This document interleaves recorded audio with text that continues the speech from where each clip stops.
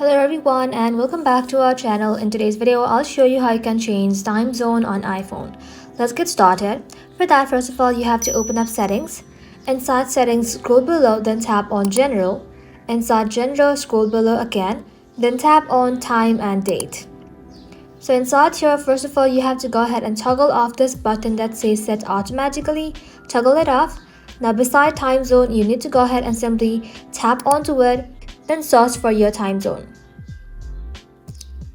So once you've done that, select it, and just like that, your time zone has been successfully changed on iPhone. Well, that is how you can do it, guys. Thank you all for watching. If this video was helpful, leave a like and sub, and I'll see you in the next one.